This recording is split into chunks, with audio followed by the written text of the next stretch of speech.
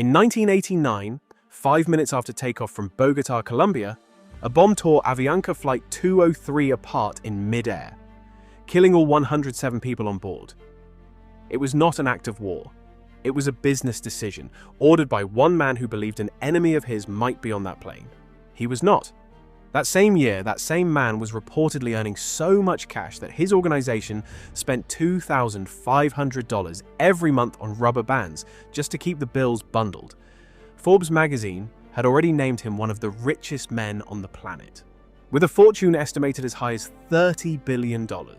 His home city of Medellín was on its way to becoming the murder capital of the world.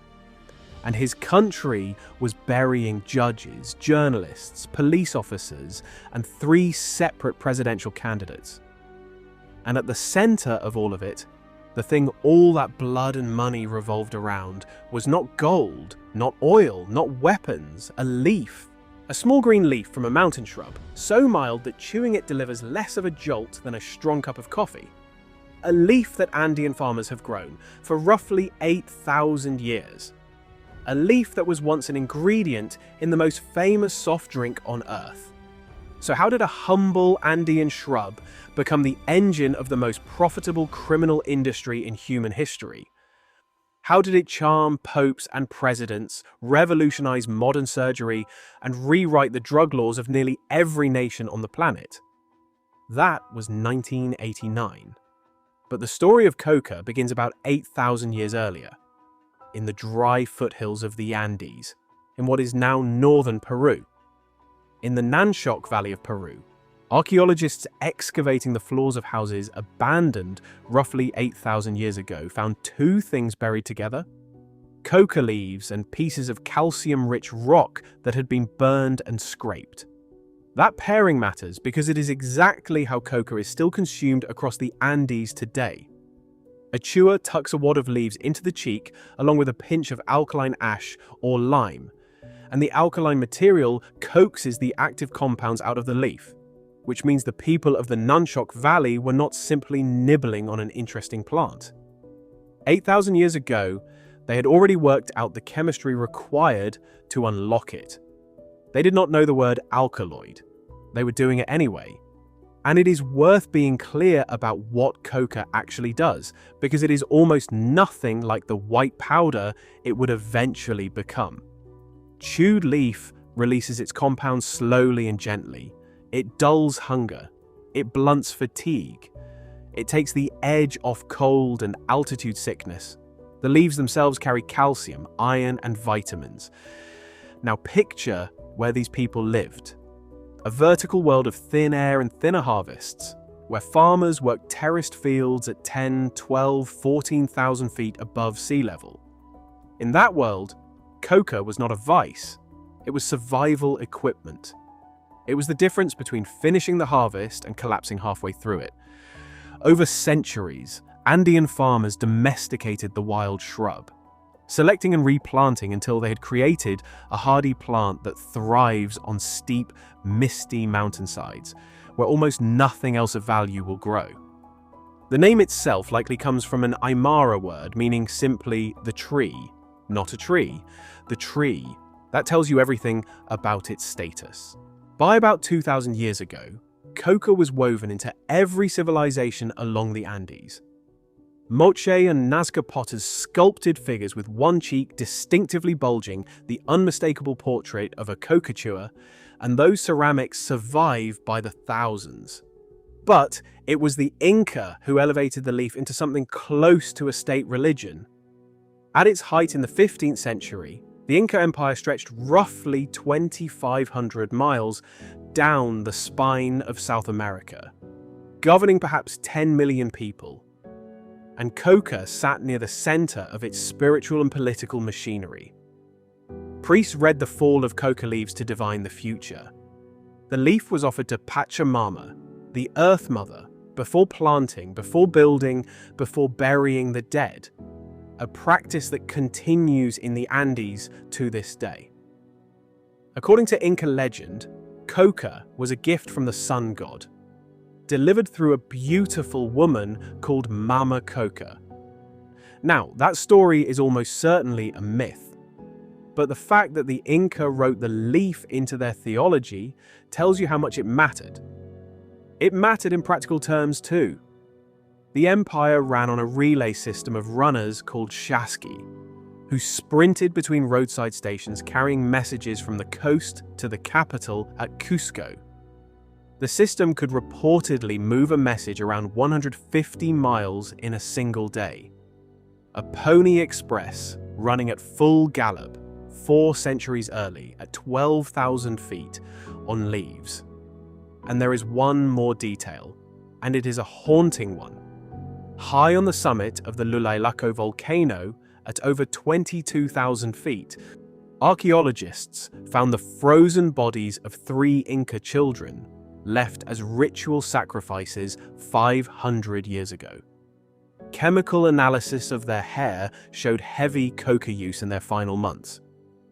The leaf eased them up a mountain they would never come down from. Sacred does not always mean gentle. Then, in 1532, 168 Spaniards under Francisco Pizarro ambushed the Inca Emperor Atahualpa at Cajamarca, and the greatest empire in the Americas began to collapse. The Spanish took the gold, they took the silver. The leaf, at first, they despised. Catholic clergy saw coca everywhere in native ritual and concluded it was an instrument of idolatry. The First Council of Lima in 1552 condemned it, and one churchman reportedly dismissed the leaf as a talisman of the devil. And then in 1545, the Spanish found a mountain, and every theological objection in the empire suddenly became negotiable. The mountain was Cerro Rico at Potosi in modern Bolivia, over 13,000 feet above sea level. It turned out to be the richest silver strike ever discovered, and by some estimates it would eventually supply more than half of all the silver flowing through the early modern world.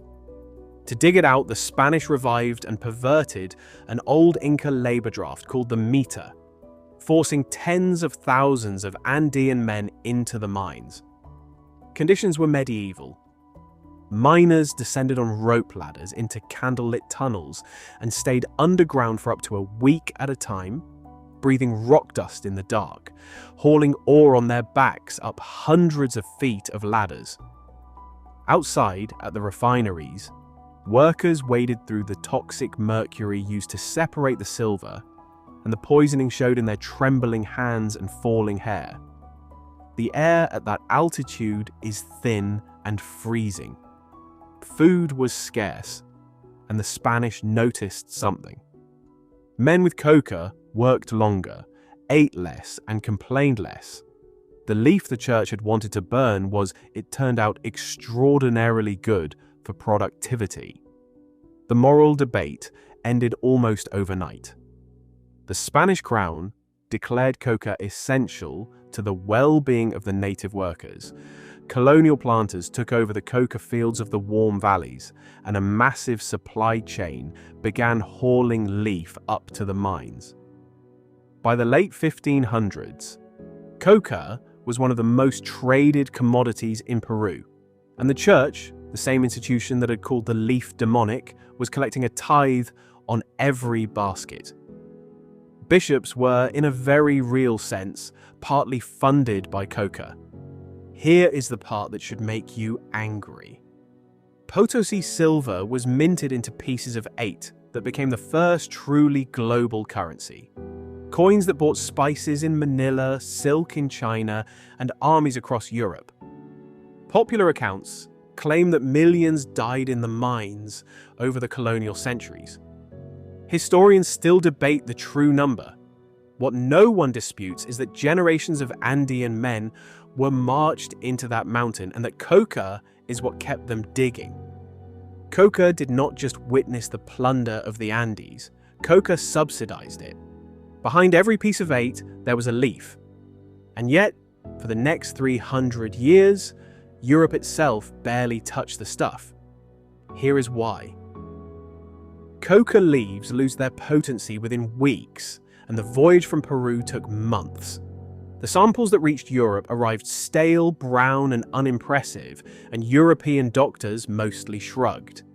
The Atlantic Ocean was, in effect, the cage that held coca. Then, in a German laboratory, the cage broke open. In 1860, a 25-year-old chemistry student in Göttingen, named Albert Niemann, isolated the active compound of the leaf in pure crystalline form. He named it cocaine, and he noted, almost in passing, that it numbed the tongue. Niemann died the following year, and in one of history's darker footnotes, his other research project involved the sulfur compound that would later become mustard gas. But his white crystals survived him, and they were about to conquer the Western world. The first man to get rich on coca was not a doctor, he was a marketer. In 1863, a Corsican chemist named Angelo Mariani began steeping coca leaves in Bordeaux wine and selling the result as vin Mariani, a tonic for energy, health, and vitality. Think of it as the Red Bull of the 19th century. If Red Bull came in a Bordeaux bottle and carried an endorsement from the Vatican, because it did. Pope Leo XIII was reportedly so fond of vin Mariani that he awarded Mariani a Vatican gold medal and allowed his face to appear on the advertising posters. His successor, Pius X, drank it too. Thomas Edison endorsed it, Queen Victoria was said to enjoy it, and Ulysses S. Grant, dying of throat cancer and racing to finish his memoirs to save his family from bankruptcy, took it as he wrote. 2 popes, an inventor, a queen, and a president. Mariani had assembled the greatest celebrity endorsement roster of his century for a product whose key ingredient would one day carry a mandatory prison sentence. Medicine came running right behind the marketers. In 1884, a young, ambitious, and chronically broke Viennese neurologist named Sigmund Freud published a paper titled Über Coca, an almost giddy hymn of praise. He recommended cocaine for fatigue, for depression, for digestive trouble, and, most fatefully, as a cure for morphine addiction. He tested that last idea on his close friend Ernst von Fleischl-Marxow, a brilliant physiologist hooked on morphine after a botched amputation left him in constant pain. At first, it seemed to work. Then, Fleischl began taking enormous quantities of cocaine, developed full-blown psychosis, spent nights convinced that insects were crawling beneath his skin, and died in 1891 at the age of 45, addicted to both drugs at once. Freud spent years trying to live the episode down. But that same year, 1884, another young Viennese doctor read about cocaine and saw something completely different. His name was Karl Koller, and he was an eye specialist with a brutal problem. Ether anesthesia, the miracle of the age, was nearly useless for eye surgery because patients coughed and retched as they came around, ruining delicate incisions. Eye operations were therefore often performed on conscious patients, held still, watching the blade approach. Koller remembered that cocaine numbed the tongue, dissolved a small amount in water, and dripped it into an eye. The eye went completely numb. In September of 1884, his findings were presented to a medical congress in Heidelberg, and surgery changed overnight. For the first time in human history, a doctor could switch off pain in one precise part of the body while the patient sat calmly awake. And this is the part that does not get enough credit. Every local anesthetic that followed, Novocaine in 1905, lidocaine in the 1940s, the injection that numbs your jaw at the dentist today, every single one is a chemical descendant of cocaine, redesigned to keep the numbness and lose the rest. The next time a dentist tells you that you will feel a little pinch, You are living inside Coca-Cola's discovery. Medicine, however, learned the dark side of the drug quickly and personally. William Halsted, the New York surgeon who used cocaine to invent the nerve block, experimented on himself and his students so enthusiastically that he became severely addicted.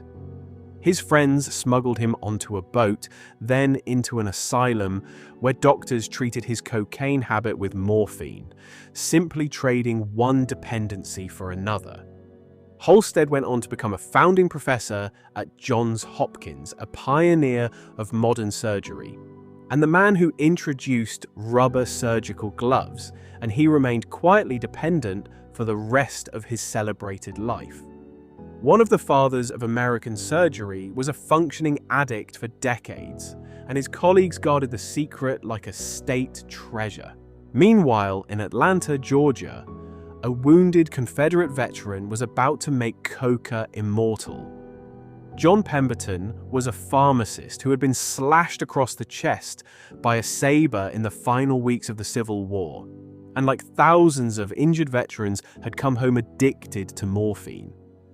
Searching for a cure and for a paycheck, he cooked up his own imitation of Vin Mariani.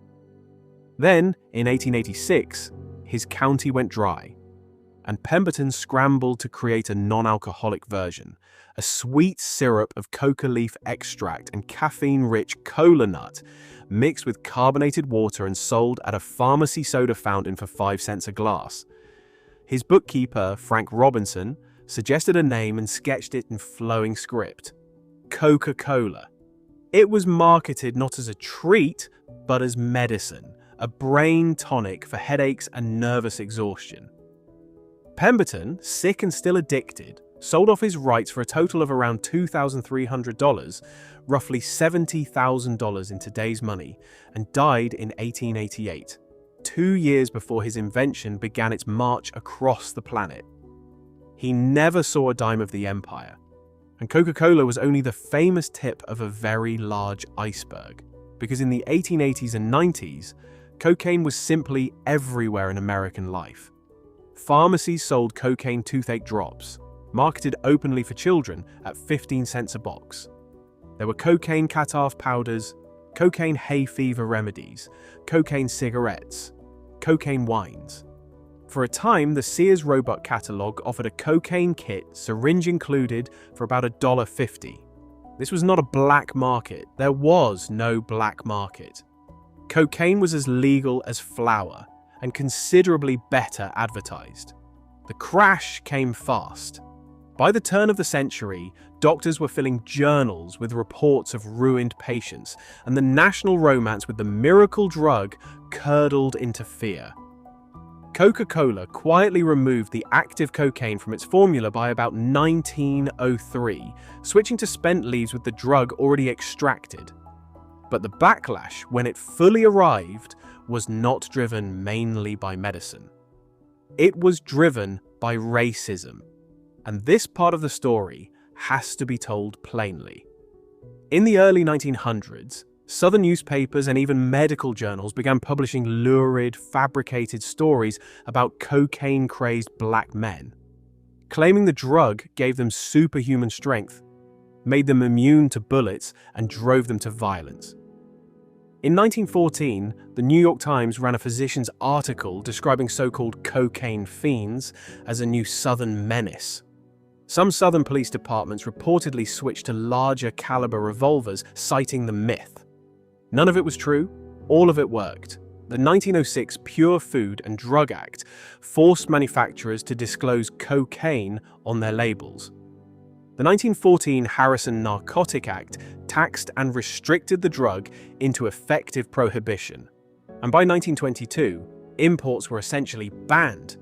Other nations followed, international treaties locked the door, and by the middle of the 20th century, cocaine had all but vanished from American life. Its role as the everyman stimulant filled, with no apparent irony, by perfectly legal amphetamine pills. But cocaine was not gone. It was waiting. If you are finding this interesting, hit subscribe. We cover stories like this every week, and you will not want to miss what comes next. Because what came next was the 1970s, and the second act of cocaine made its first look quaint. As amphetamines were finally restricted and disco lit up, cocaine returned as the glamour drug of the decade. Expensive, imported, and gleaming with status. At Studio 54, it was practically part of the decor. On Wall Street, it was practically part of the workday. At roughly $100 a gram, several $100s in today's money, it was marketed by its sheer price as the champagne of drugs, and mainstream magazines ran cover stories, treating it as a fashionable, relatively harmless indulgence. American demand exploded. And 2,000 miles to the south, a handful of men in Medellín, Colombia, realized they were sitting on the trade opportunity of the century. Colombia did not even grow much coca at the time, but it sat directly between the leaf fields of Peru and Bolivia and the wealthiest consumer market on earth, with 2 coastlines, endless jungle airstrips, and a long tradition of smuggling. Pablo Escobar and his partners industrialized the route. Product was refined in makeshift jungle laboratories and flown north in small planes, hundreds of kilograms at a time. One partner, Carlos Leda, simply bought most of a Bahamian island called Norman's Cay and turned it into a private refueling base 200 miles off the Florida coast. At its peak, the Medellín Cartel supplied an estimated 80% of the cocaine entering the United States, with revenues that some estimates put as high as $60 million a day. The money became a physical problem.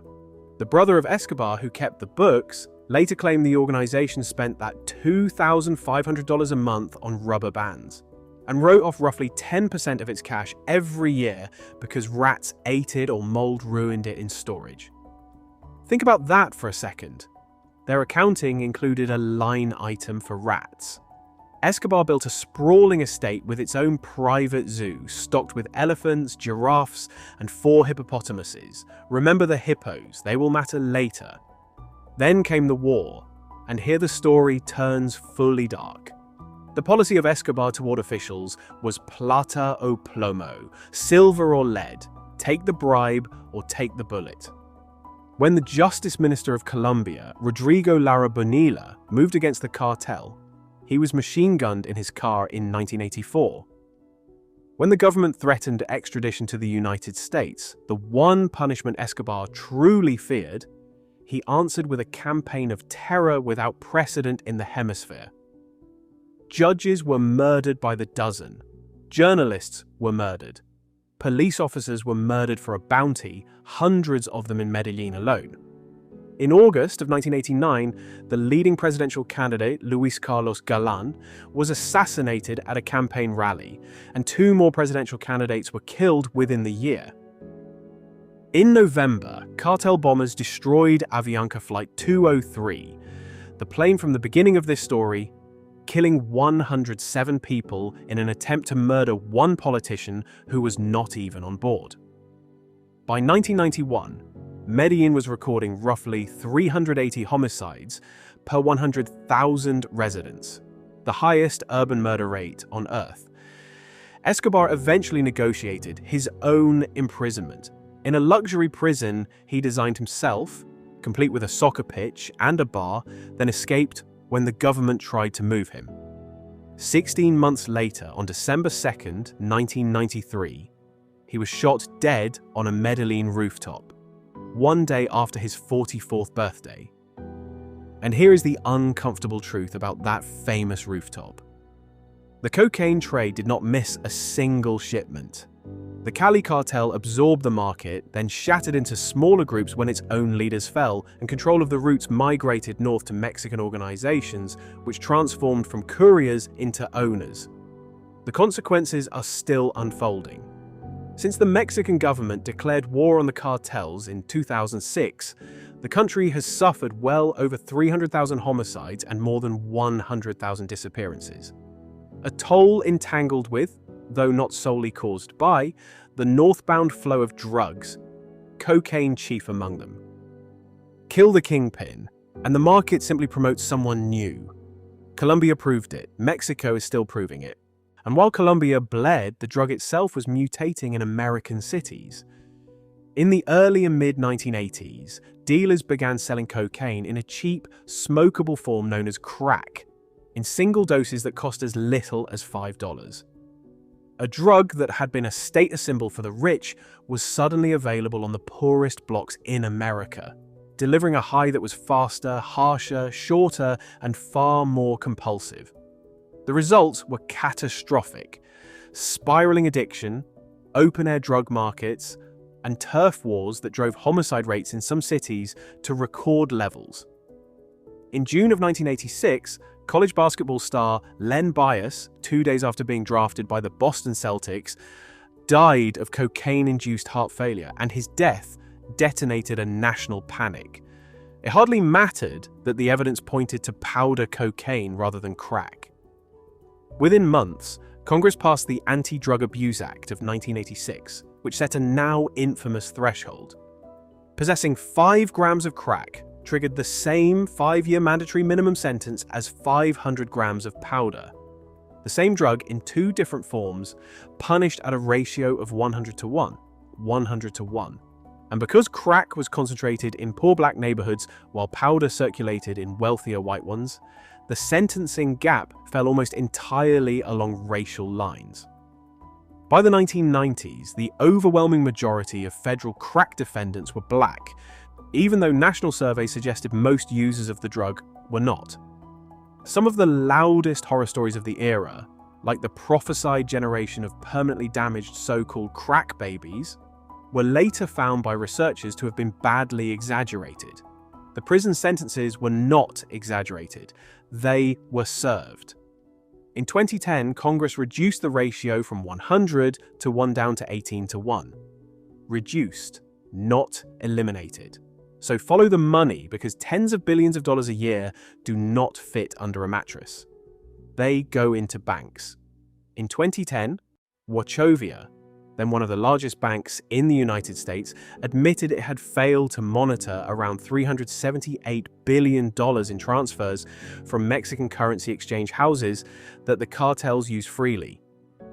The penalty came to about $160 million, less than 2% of the profits of the bank for a single year, and not one banker went to prison. 2 years later, HSBC paid $1.9 billion over similar failures, and investigators described cartel cash arriving in boxes built to fit the exact dimensions of the teller windows. It was the tobacco playbook applied to finance: deny, delay, settle quietly, and carry on. Even governments have not escaped the gravity of this money. In 1996, a newspaper series alleged that traffickers linked to CIA-backed rebels in Nicaragua had helped feed the early crack trade. Later, official investigations rejected the strongest versions of that claim, but the Inspector General of the CIA acknowledged that the agency had worked with suppliers accused of trafficking and had been slow to cut them loose. The full truth remains contested. The pattern does not. Which brings us to now, and to a set of numbers that should end any illusion that this war has been won. Since 1971, the United States alone has spent an estimated $1 trillion fighting the war on drugs. The result, according to the United Nations, is that global coca cultivation recently hit the highest level ever recorded, roughly 350,000 hectares, with well over 200,000 in Colombia alone. Enough to yield an estimated 2,700 tons of cocaine in a single year. Roughly 23 million people worldwide used the drug in the past year, feeding a trade worth well over $100 billion annually by most estimates. And the fastest growth is no longer in the United States at all, but in Europe, where the port of Antwerp seized roughly 116 tons in a single recent year. And wastewater testing shows consumption climbing across the continent. The trade now carries new dangers, from batches contaminated with the far deadlier synthetic opioid fentanyl to what researchers call narco-deforestation, as trafficking money bulldozes rainforest across the Amazon and Central America to launder itself through cattle ranches and airstrips. But cocaine is far more than a crime statistic, and this next part tends to catch people off guard. Cocaine is still a legal medicine in the United States. It sits in Schedule 2 rather than Schedule 1 precisely because it has accepted medical uses, and as recently as 2017 and 2020, the FDA approved new prescription cocaine solutions for use in surgery. Ear, nose, and throat surgeons still reach for it because it does something no modern substitute does quite as well. It numbs tissue and shrinks blood vessels at the same time. Right now, in American operating rooms, pharmaceutical cocaine is being used lawfully on patients. And the supply chain behind that fact is even stranger. In Maywood, New Jersey, a chemical firm called the Stapan Company holds a rare federal registration to legally import coca leaves by the ton. The medicinal extract goes to a pharmaceutical manufacturer. The leftover leaf flavoring, with the drug removed, goes to exactly one famous customer, the Coca-Cola Company. There is, in other words, still coca in Coca-Cola, imported and processed under federal license, more than a century after the cocaine came out. Meanwhile, a 2009 study found cocaine residue on roughly 9 out of every 10 United States banknotes, which means the odds are good that a microscopic trace of this entire story is folded in your wallet right now. And the hippos, the 4 that Escobar imported, escaped after his death, thrived in the rivers of Colombia, and have multiplied into a feral population estimated at well over 150 animals. The largest wild hippo herd outside Africa, now officially declared an invasive species and the subject of a government sterilization campaign. His cocaine empire collapsed in a day. His hippos are still winning. There is one more place this story has to visit, and that is back where it began. In Bolivia and Peru, the coca leaf itself remains legal, sold by the sack in public markets, brewed into a tea that hotels in La Paz and Cusco hand to altitude-sick tourists at check-in. In 2006, Bolivia elected Evo Morales, a former leader of the coca growers' unions, as president, and his government wrote the leaf into the constitution as cultural heritage under a simple slogan, "Coca yes, cocaine no." Bolivia even briefly withdrew from the United Nations Drug Convention and rejoined with a formal reservation protecting traditional coca chewing. And in 2023, Bolivia formally asked the World Health Organization to re-examine how the coca leaf is classified under international law, a scientific review that as of this year is still underway. More than 60 years after the leaf was listed alongside heroin, the world is finally re-asking an 8,000-year-old question. Is the plant the problem, or is it what we did to the plant? It was there when the first farmers of the Nanshok Valley pressed leaves and burned lime into their house floors 8,000 years ago. It was there in the cheeks of the runners who carried the messages of an empire along the spine of the Andes. It was there in the freezing tunnels of Potosi, keeping conscripted men digging for the silver that built the modern world. It was there in the wine of 2 popes, in the letters of Freud, in the eyedropper that switched off pain and changed surgery forever. It was there behind the marble counter of an Atlanta pharmacy, 5 cents a glass. It was there at Studio 54, in the cargo holds over the Caribbean, in the courtrooms of the 1980s, and in the ledgers of banks too big to jail. And it is still here. It is in the numbing injection at your dentist, a direct descendant of the discovery Coca-Cola made with a few drops of water. It is in the red can in your refrigerator, flavored with legally imported, carefully stripped coca leaf. It is, statistically speaking, riding in trace amounts on the cash in your pocket. And high in the valleys of Bolivia, tomorrow morning, a farmer will tuck a wad of green leaves into his cheek before climbing to his field, exactly as his ancestors did before the pyramids were built. 8,000 years and the leaf has not changed at all. Everything around it did. Coca was never just a drug. It never was. If this story surprised you, do me a favor and hit subscribe and tell me in the comments which chapter you did not see coming. The popes, the surgeons, or the hippos. We have a lot more hidden histories on the way, and I will see you in the next one.